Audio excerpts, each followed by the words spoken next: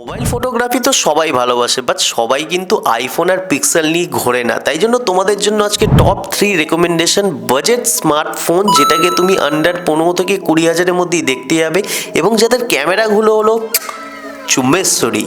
প্রথম রেকমেন্ডেশন হলো রেডমির 14SE 5G, যেটাই কিন্তু ভাই 50 মেগাপিক্সেলের তুমি প্রাইমারি ক্যামেরা দেখতে পেয়ে যাবে, তার সাথে 8 মেগাপিক্সেলের আলট্রা ওয়াইড ক্যামেরা। আর ফটোগুলো তুমি দেখতেই পাচ্ছ এই ফোন থেকে নেবার পর কত শার্প অ্যান্ড ক্লিয়ার তুমি এই ফোন থেকে পেয়ে যাবে।